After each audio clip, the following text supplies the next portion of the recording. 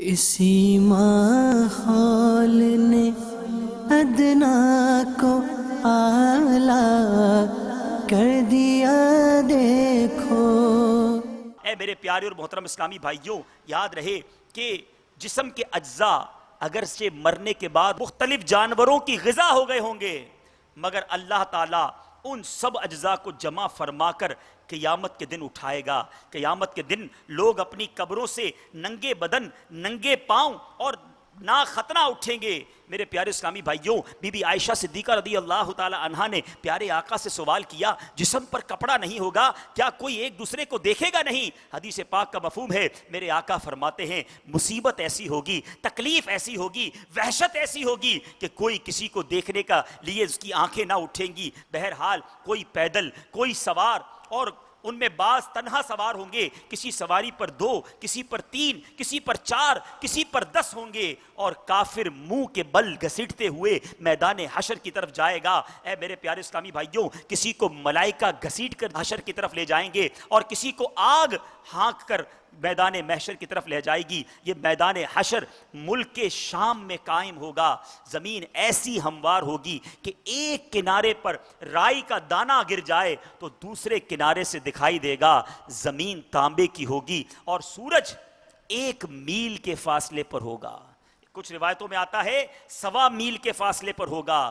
آج سورج 9 کروڑ میل دور ہے۔ ایک تحقیق کے مطابق 9 کروڑ 30 لاکھ مائلز سورج زمین سے دور ہے، اور اس دن 1 میل دور ہوگا۔ پیر میں چپل نہیں ہوں گے۔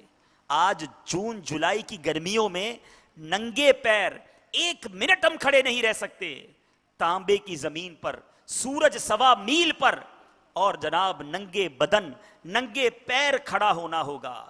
اور میرے پیارے اسلامی بھائیوں، اب مٹی کی زمین ہے اور اس وقت تانبے کی زمین ہوگی۔ اللہ کی پناہ بھیجے کھولتے ہوں گے، اس کثرت سے پسینہ نکلے گا کہ 70 گز زمین میں جذب ہو جائے گا۔ پھر جو پسینہ زمین نہ پی سکے گی وہ اوپر چڑھے گا، کسی کے ٹخنوں تک ہوگا، کسی کے گھٹنوں تک، کسی کی کمر تک، کسی کے سینے تک، کسی کے گلے تک، اور کافر کے تو منہ تک چڑھ کر مثل لگام کے جکڑ جائے گا، جس میں وہ ڈبکیاں کھائے گا۔ اس گرمی کی حالت میں جو پیاس کی کیفیت ہوگی وہ محتاج بیان نہیں، زبانیں سوکھ کر کانٹا ہو جائیں گی، بعضوں کی زبانیں منہ سے باہر نکل آئیں گی، دل ابل کر گلے کو آ جائیں گے۔ ہر مبتلا بقدر گناہ تکلیف میں مبتلا کیا جائے گا۔ جس نے چاندی سونے کی زکات نہ دی ہوگی، اس مال کو خوب گرم کر کے اس کی کروٹ اور پیشانی پر داغ کریں گے۔ جس نے جانوروں کی زکات نہ دی ہوگی، اس کے جانور قیامت کے دن خوب تیار ہو کر آئیں گے، اور اس شخص کو وہاں لٹائیں گے، اور وہ جانور اپنے سینگوں سے اسے مارتے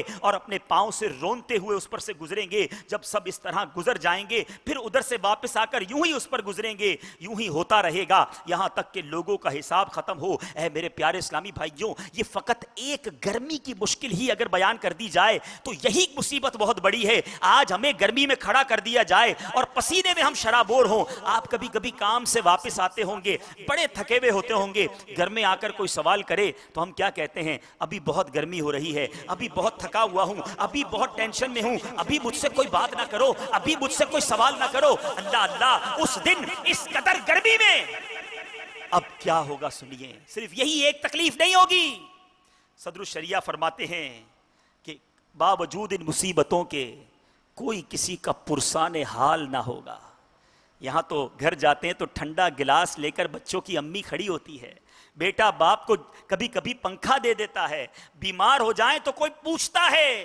اتنی بڑی مصیبت اور کوئی پرسان حال نہ ہوگا۔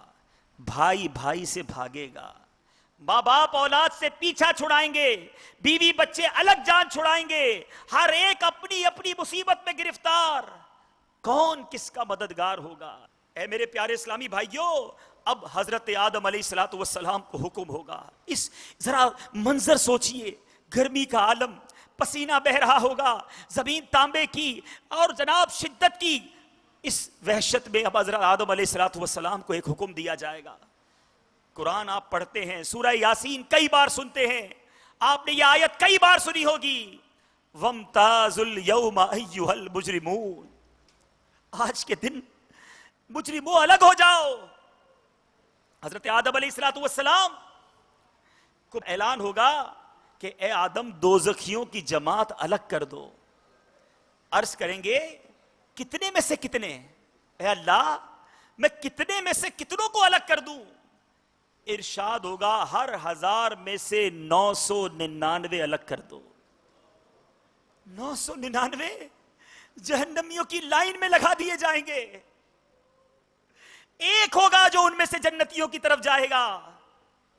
یہ وہ وقت ہوگا، الفاظ سنیے میرے پیارے اسلامی بھائیوں، یہ وہ وقت ہوگا کہ بچے مارے غم کے بوڑھے ہو جائیں گے، حمل والی کا حمل ساکت ہو جائے گا. لوگ ایسے دکھائی دیں گے کہ نشے میں ہیں، حالانکہ نشے میں نہ ہوں گے. لیکن اللہ کا عذاب بہت سخت ہے. روایتوں میں آتا ہے اس دن ایک بچہ اپنے والد کو دیکھے گا کہ والد مجرموں کی لائن میں لگا ہے. بیٹا کہے گا ابا جان آپ مجرموں کے ساتھ. ایک مقتدی امام کو دیکھے گا کہ امام مجرم کی لائن میں لگا ہے. مقتدی کہے گا ہم تو آپ کے پیچھے نماز پڑھتے تھے. جواب ملے گا میں نیکی تمہارے سامنے تو کرتا تھا، اکیلے میں گناہوں سے باز نہیں آتا تھا. کسی ایسے مبلغ، ایسے واز کرنے والوں کو لوگ مجرم کی لائن میں دیکھیں گے جس کا بیان سن کر نیک بن گئے ہوں گے. کہیں گے حضرت آپ کی باتیں سن کر تو ہم نیک بنے، آپ مجرموں کی لائن میں. وہ کہیں گے میں تمہیں تو نیکی کی بات کرتا تھا، خود نیکی نہ کرتا تھا. اس دن دودھ کا دودھ اور پانی کا پانی ہو جائے گا. آج لوگوں سے عیب چھپا لیتے ہیں، آج مجھے کوئی نہیں دیکھ رہا، میں جو چاہے کرنا چاہوں کر لوں. ظالم سوچتا ہے آج مظلوم کا میرا کچھ نہیں بگاڑ سکتا، جو لوٹنا ہے لوٹ لو. آج ڈکیتی کرنے والا سوچتا ہے ارے میں ڈکیتی کرتا ہوں مجھ پر کوئی ہاتھ نہیں اٹھا سکتا. دہشت گردی کرنے والا سوچتا ہے ارے آج مجھے کوئی پکڑنے والا نہیں ہے. آج چوری کرنے والا سوچتا ہے میرا روب ہے، میں جب پسٹل دکھاتا ہوں سامنے والا ڈر کے ساری جیب خالی کر دیتا ہے. آج اپنی ماں کو ستانے والا، اپنے باپ کو ستانے والا یہ سمجھتا ہے کہ میں پیسے کماتا ہوں، میری ماں کو میرے ماتحت ہونا چاہیے، میرے باپ کو مجھ سے اونچی آواز میں بات نہیں کرنی چاہیے. آج راتوں کو چھپ چھپ کر بدکاری کرنے والا، شراب پینے والا، جوا کھیلنے والا، بے حیائی کے کام کرنے والا، نامحرم لڑکیوں سے دوستیاں کرنے والا سوچے آج تو کوئی نہیں دیکھ رہا، اڑا لو جتنے گلچھڑے اڑانے ہیں. اس دن اعلان ہوگا وَامْتَازُوا الْيَوْمَ أَيُّهَا الْمُجْرِمُونَ، مجرموں الگ ہو جاؤ. امام اہل سنت ہمیں اسی دن کی یاد دلاتے ہوئے بتاتے ہیں دیکھو یہاں چھپ کر گناہ نہ کرو. اعلیٰ حضرت کہتے ہیں چھپ کے لوگوں سے کیے جس کے گناہ، چھپ کے لوگوں سے کیے جس کے گناہ، وہ خبردار ہے کیا ہونا ہے. وہاں نہیں بات بنانے کی مجال، وہاں یہ نہیں کہہ سکو گے نہیں اللہ میں نے یہ نہیں کیا تھا، میں نہیں کیا، میرا جرم نہیں تھا. ارے وہ دن وہ ہوگا جب قرآن کہتا ہے الیوم نختم علی افواہہم. بندہ کہے گا مولا میں نے گناہ نہیں کیا، یہ نامہ اعمال میں غلط لکھا ہے.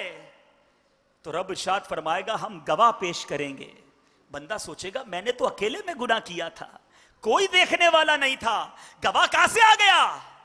قرآن کہتا ہے الیوم نختم علی افواہہم، اس دن ان کے منہ پر مہر لگا دی جائے گی.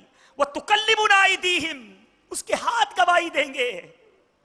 یہ ہاتھ بولیں گے ہاں مولا میں نے گناہ کیا تھا، میں نے ظلم کیا تھا، میں نے ان ہاتھوں سے بے حیائی کے کام کیے تھے، یہ ہاتھوں کو غیر محرم عورتوں سے مس کیا تھا.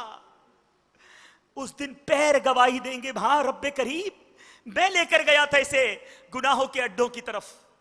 کوئی بات بنانے کی مجال نہیں ہوگی. امام اہل سنت لکھتے ہیں وہاں نہیں بات بنانے کی مجال، چارہ اقرار ہے کیا ہونا ہے. اسی ماحول نے ادنا کو